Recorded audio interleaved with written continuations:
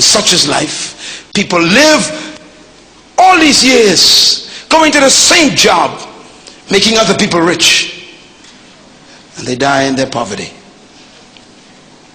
Can I suggest to you that these 5 questions can frustrate you?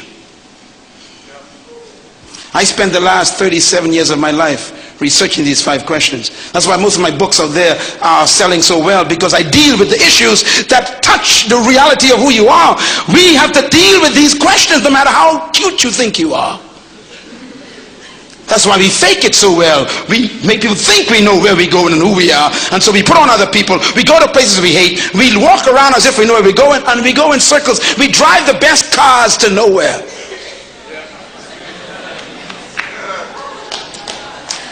What a frustration life must be. Listen, young woman, young man, I'm glad you're here this morning. I don't want you to be like your parents. They are frustrated.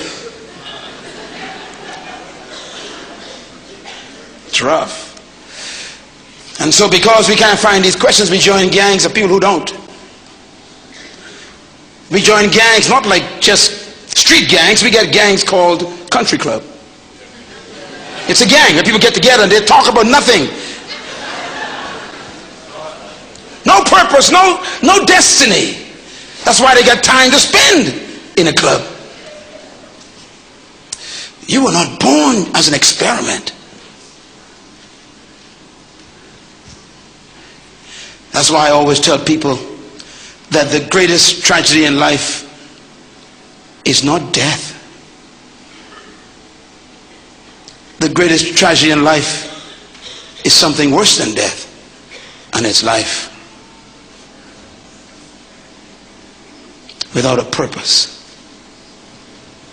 It is more tragic for you to be alive and not know why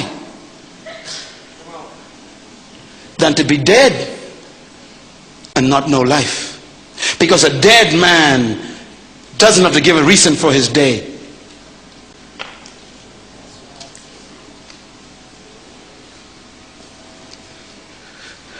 This is why I'm convinced that most of us die never knowing why we were born. Even Christianity doesn't deal with the questions alone. People are born again and still don't know why they're here, what they were born to do, what their true potential is.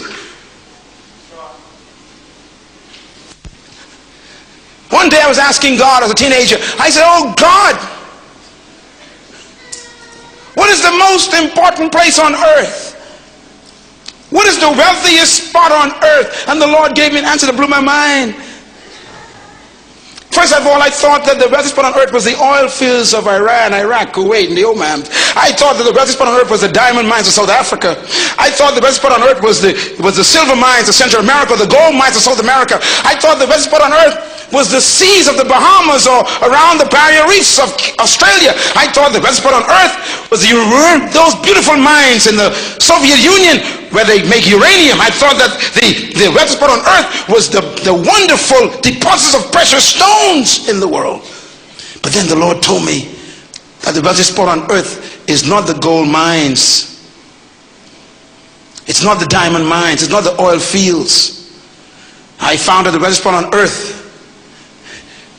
is not too far from your house. You probably pass it every day on your way to work. The wealthiest spot on earth, on this planet, is the cemetery.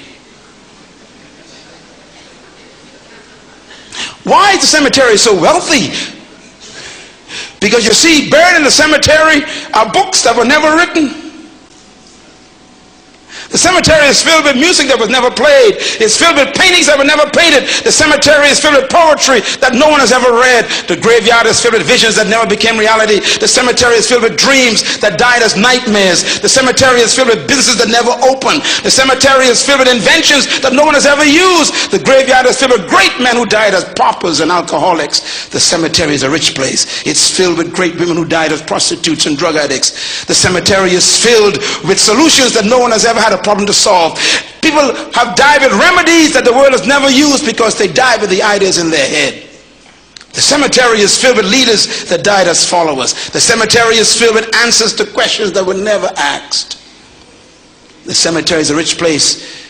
It's filled with ideas that no one has ever been enjoying. The cemetery is filled with products that no one has ever used. And sitting next to you is a cemetery candidate. That's why I came to Australia. I flew 24 hours to come here because the Holy Spirit told me that there'd be in this meeting people who don't know how close they are to the cemetery, and they're full of treasure. I came to Adelaide because sitting behind you is somebody with a song no one has ever sung, a book no one has ever read, a magazine no one has ever published, a dream that no one has ever seen, an idea no one has ever benefited from. Sitting next to you are great people that no one knows yet, and the graveyard might get them.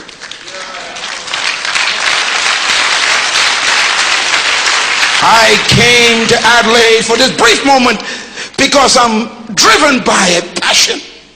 And that passion is, God sent me here because I'm afraid that sitting next to you is a candidate to add to the wealth of the cemetery. I really came here with one hope, and that hope is to help you die empty.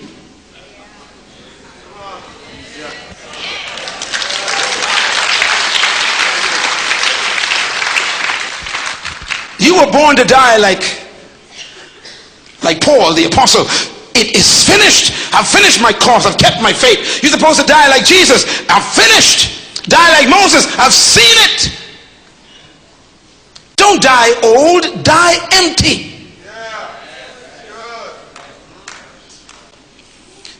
Some of you are supposed to be dead a long time ago. But the reason why God extends life is because you are still full of stuff. Being old doesn't mean you are blessed. It might mean you are ignorant and hard-headed. Don't laugh. Here's why. Jesus died at 33. Is that old? No, but he was finished. Have you found your treasure? You came to earth to make a deposit. You came to earth to leave something with us. Not your mortgage payments, not your bills, but your gift.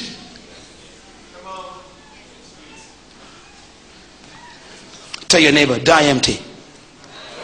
Come on, say it loud. Tell them again, die empty. See, the people sitting around you are carrying gifts that belong to you. Whatever God gave you to give to this planet does not belong to you. It belongs to us.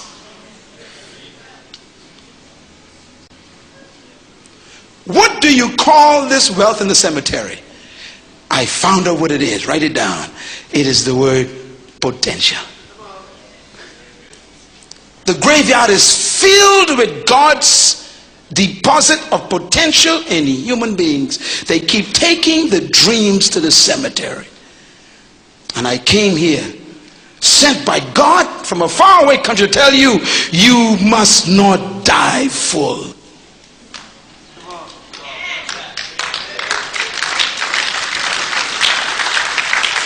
What is potential? Write this down. Number one, potential is defined as dormant power. Potential is untapped strength. Potential is hidden ability. Potential is unused success. How many people are sitting in here and they are still in the failure zone?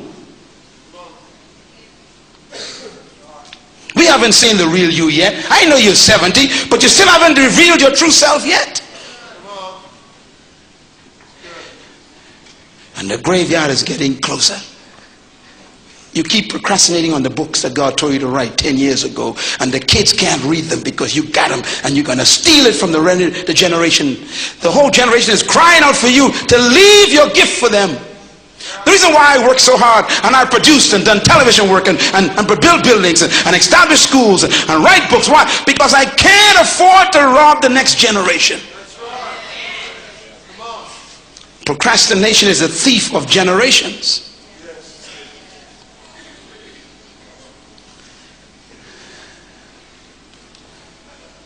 Untapped power. Much of what you've done so far is nothing compared to what you're supposed to be doing. Declare your glory.